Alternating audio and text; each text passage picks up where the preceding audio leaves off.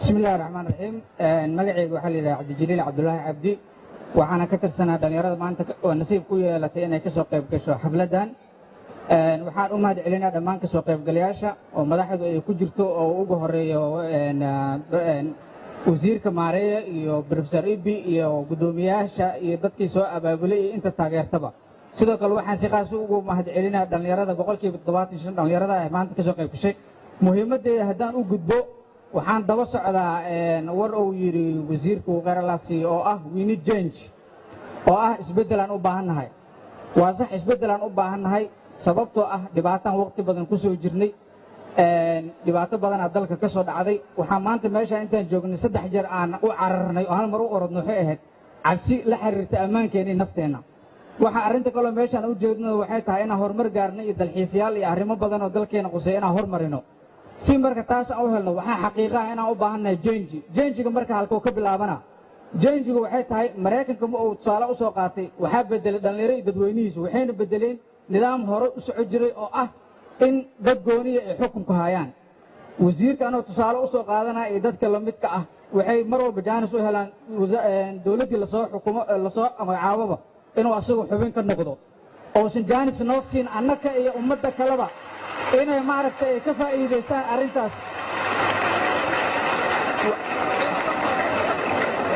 waxa kaloo jira dawladdu naftirkeeda jaanisyada shaqaaleysiinta annaga waan ka dhimanay dawladdu siyaabo badan oo hadda aan tilmaamin oo baaritaan u baahan ay wax ku shaqaaleysiyaa waxaan soo jeedinaa marka dhalinyaro siyaasi nooma maqna cid kale nooma maqna haddaana annagu gacanta isqaban oo siyaasiyiinta la xisaabtamin cidna nooma maqna ee aan iska dhabeeno waxyaabaha dhibaatada hor joogto hana ka bilaabato waxaan codsanaa wasiirku iska bilaaba siga mar dambana yoosin soo sharaxin hana nasiya jaaniska inta kale dadka lamid ah waa maasantiin aad u maasan tahay intaas aan ku soo koobanaynaa su'aalihii haddii aan space kala helno waa idin siinaynaa raalli ahaada waxaa u malaynaa ninkaas odaga ah aad ugu sacbiseen inuu idin hadlay ugu yaraan su'aalo badan oo aad qabteen inuu rays gareeyo maybe wasiir waxaan rabaa inaad su'aalo inta badan aday kuugu socdeen inaad ka jawaabtid kadibna waa soo gabagabaysan doonaa dooda waxyar kadib please aan ismaqalno sida aan su'aalaha u maqalnay jawaabaha aan u maqalno aad u mahadsantihiin su'aasha ugu dambaysa cabdikariim uu weydiiyey inkastoo odayaashuna qaarkood ay ku sii dari doonaan inta kale waa ku waafaqsanahay uu ka hadli karaa laakiin erey uu ku khaldamaa jira oo ah cid nooma maqna beentiis waay annakaa u maqan dadka dalkan dawlad buu leeyahay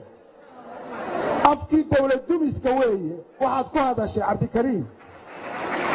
waxay u tahay adi maa u maqan marka haddii dawladaanay u maqnayn maadaa u maqan meeshaa iska fadhiya waxaa rajo u samayn kara ummadda soomaaliyeed dawladda soomaaliyeed iyadaa shaqo ugu maqan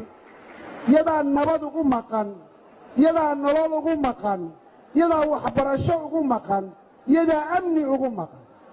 qofkii ku yidhaahda ma jirto beentiis waaye qarandumis weeye dad kale u shaqeeya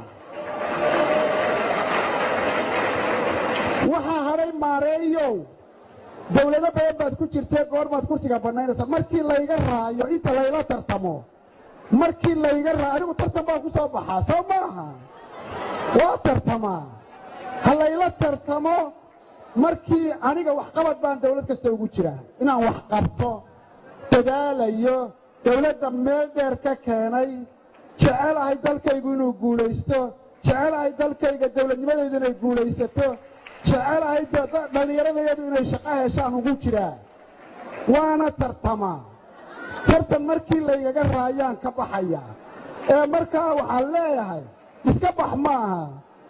baarlamaanada adduunka waxaa ku jira qof 40 sano ku jira